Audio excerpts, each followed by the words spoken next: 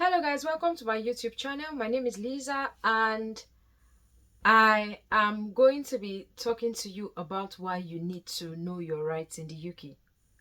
Listen and listen very well. If you don't know your rights in the UK, and I believe that this applies to other countries as well, you will shortchange yourself. People will walk on you like a doormat. You need to know your rights. You need to know your privileges. You need to know what accrues to you in every place that you go to. So, I'm drawing closer because this conversation is a serious matter. And I'm going to tell you why.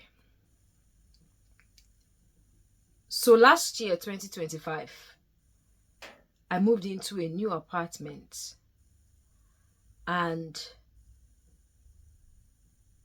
few days in, not even up to 5 days into my stay in the house, I realized that the bathroom was not draining anymore.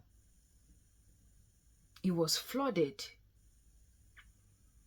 So I tried to do what I knew best to do, which was to use my plunger to try to stop the flooding, but it didn't work.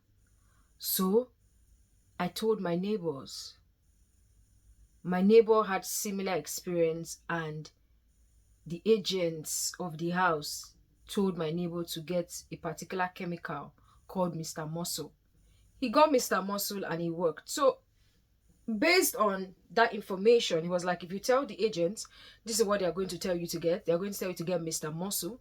So I decided, you know what, since this is what they're going to tell me, let me get Mr. Muscle and apply it in this bathroom to see if it's going to work.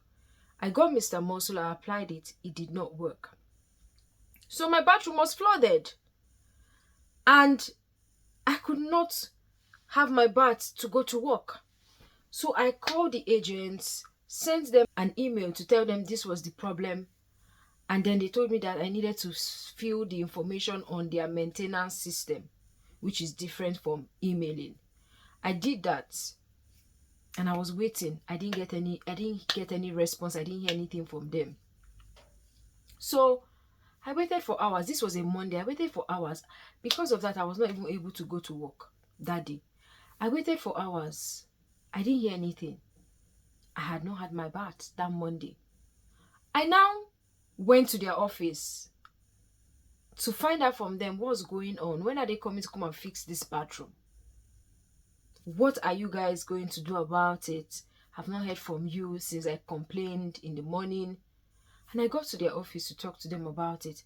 And one of their staff there, I was like, I've not been able to have my bath. I can't go to work because the bathroom is not working.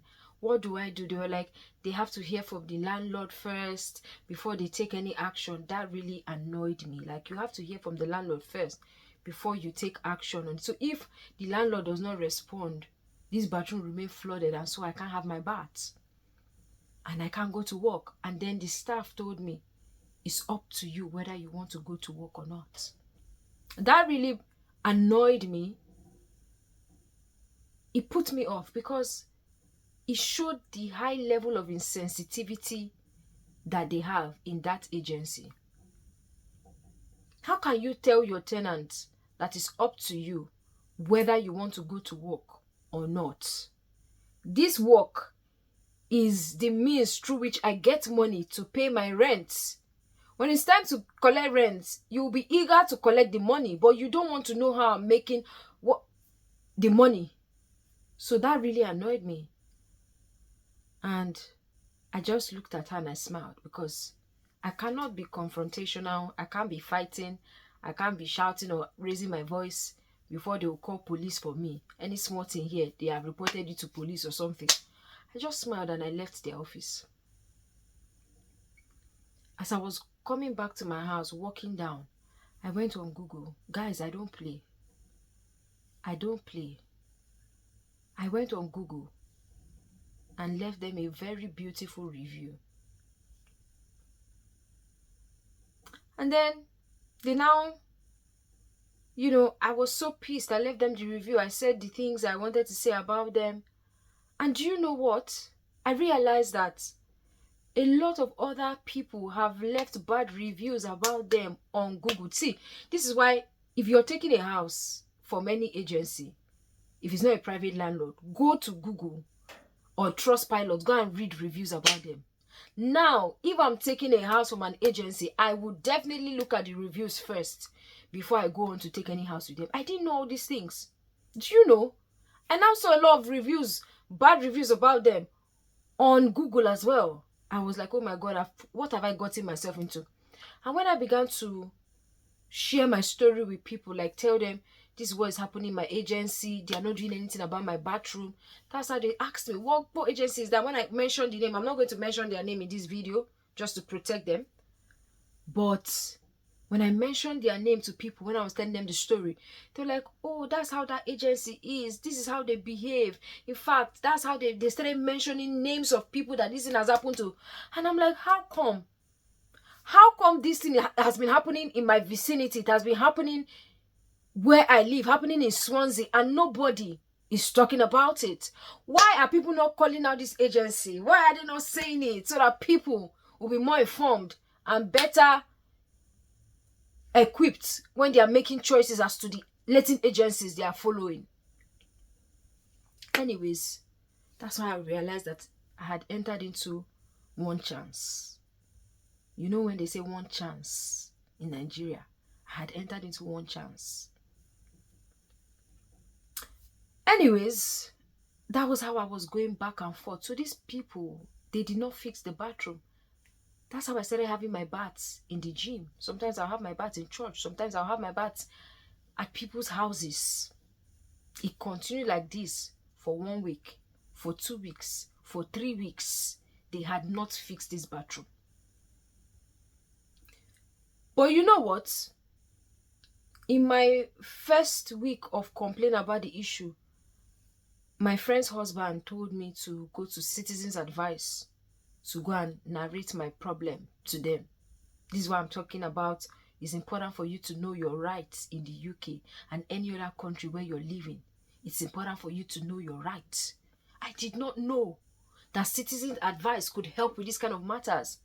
All the while I have been in the UK for the past 6 years or 7 years, I used to think that Citizens Advice is about giving people immigration advice. I did not know that Citizens Advice can also help with housing issues. So I went to Citizens Advice and they told me, this is what you're going to do. Go and check the terms of your contracts from your landlord and agency.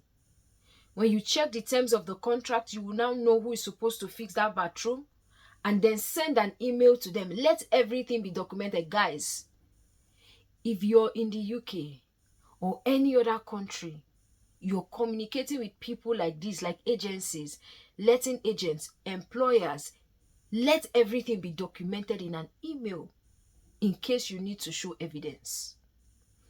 So that's how they told me that I should not just give them a phone call. I should send it by email, the information, send it by email to them so that there is a record. And so I got back home that day. I read through the contracts and I saw the clauses where it states that my landlord is responsible to make the repairs. So I quoted it in an email to them. I said, in clause this and that, you did this, you are supposed to do this, blah, blah, blah, blah, blah. You have breached the contract. I said everything in the email. And I sent it. But this time around, I realized something. I was like, I've heard bad stories about this agency. My neighbors have told me that they've complained over and over and over again that this agency, they are just outright nonchalant. They do nothing about complaints that people make to them. So what am I going to do? I decided, I think I'm going to copy my council to it. So I copied Swansea Council into it. I copied my MP into the email and I sent it to them. Do you know that it was after I sent that email where I copied the MP and Swansea Council, that was when they responded. They responded to me and said that they are very astonished that I had to copy the MP and Swansea Council into this email. Blah, blah, blah. Then One of their staff sent me an email to say that I should remove my review from Google because it's unfair. I've not given them enough time to fix the bathroom. But when their staff told me that it was up to me to decide whether I wanted to go to work or not, despite the fact that I could not have my bath to go to work, they did not know that. So that was how we started going back and forth. They still did not fix this bathroom. One of their staff sent me an email that I should use Mr. Muscle. I told the staff, I've already tried to use Mr. Muscle. Besides, they sent somebody to come and work on the bathroom. They said they sent a plumber, but that person only came and used Mr. Muscle, and it still did not work. The bathroom is still flooded. So I don't see any reason why I should use Mr. Muscle again. They were not doing anything about this bathroom. Until someone advised me. He said, print out all the emails, carry it to Swansea Council, and speak to them in their office. And then I did that. Went to their office one evening after work. Swansea Council put me through to a phone call to something environmental agency in the UK. They collected my details and that was it. When I left Swansea Council that day, I was even discouraged. I thought that, well, Swansea Council, they didn't ask me anything further. They didn't do anything. They just put me on a phone call to environmental agency and that was it. In my mind, I was like, I think I'm on my own. Now, I really need to become serious about looking for another house. I was ready to move out of the house. I was ready to move out because in my mind, I'm like, I can't be in a house where there's no bathroom. I'm bathing, frolicking from here to there to bathe. There's no point. So, I started looking for houses. But do you know that 2 days after or a day after, the agency called me and they were like, that Swansea Council called them. I went to report them that why did I not come back to them to tell them the Mr. Muscle did not work, blah blah blah. Do you know it was only after then they now sent a plumber, that they are sending a plumber. The plumber now came to check the bathroom and said that there is a deeper work he needs to do. He needs to connect some pipes or do some pipe work, remove some things. So it was not even a Mr. Muscle issue. It was deeper than that. So that's how eventually they fixed it. It took them one month before they fixed that issue. This taught me the importance of knowing your rights. Know what is available to you.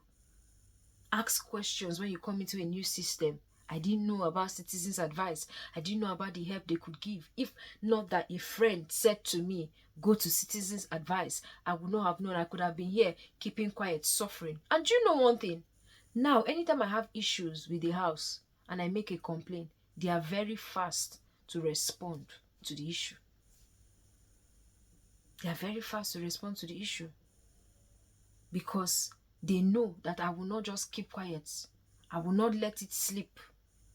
I will not let sleeping dogs lie.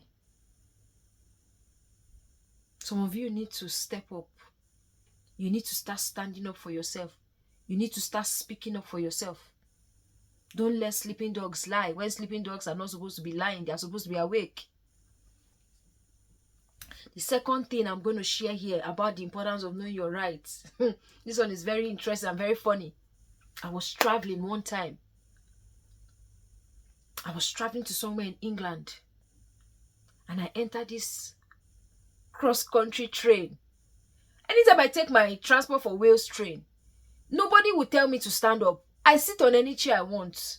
And everything goes fine. I get to my destination, everything goes fine. But only for me to be sitting in cross-country. And then somebody comes to stand me up.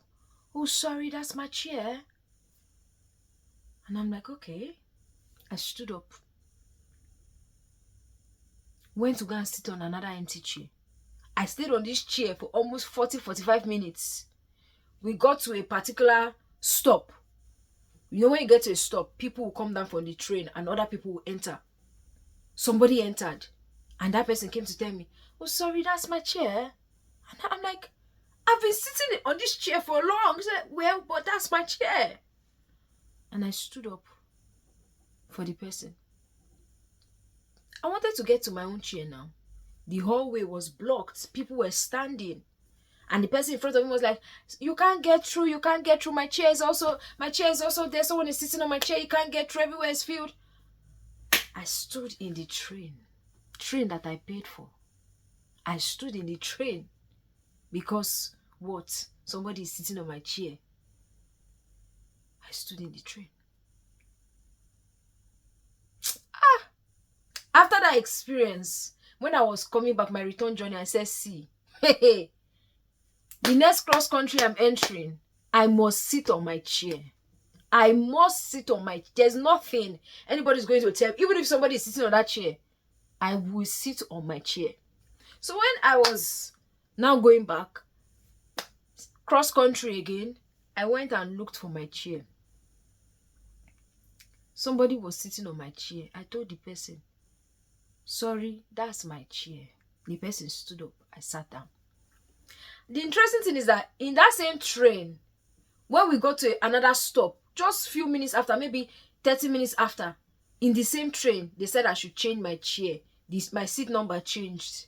So I needed to change my chair now to a different cabin. So maybe I was sitting in cabin C, and then the next stop, I was to move into cabin F. So I stood up to go to cabin F to look for my chair. And I was going. People were on the road, on the hallway, and they were like, well, our seats are also taken by people. I said, please let me pass through. And I passed. I went to that cabin to look for my chair. And when I got there, I saw a woman sitting there with a young girl. I don't know whether the young girl is her daughter or is her granddaughter or what. I don't know. I first of all looked at the thing that they write across in the train. You know, that thing that shows the destination, where you're going to, where you're stopping. I first of all waited, looked at it to be sure that that was my cabin. When I saw that it was, and that was my chair, that woman was sitting on it, I said, so I just told her, sorry, that's my chair. And she stood up. She was telling the young girl sitting beside her, I told you it's too good to be true. So she already knew, and she was discussing with the girl before I came, that this chair was sitting on somebody's chair. Are you sure this person will not come? So when I went and I said, this is my chair, they stood up. The young girl went to another chair. Then the woman went to another chair too.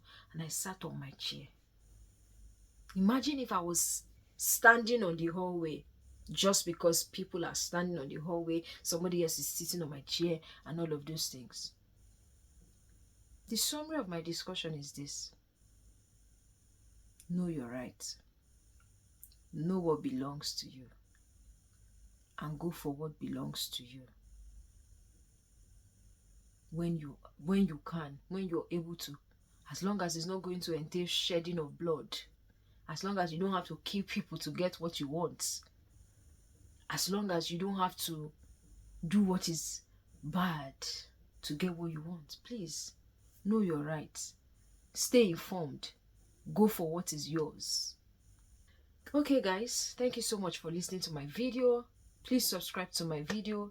Leave a comment below. Let me know if you have any experience of this kind of issues where not knowing your rights in a particular system, country, organization prevented you from getting certain things, or a situation where because you knew your rights, you got better treatment. Let me know, guys. Thank you so much. Have a lovely day.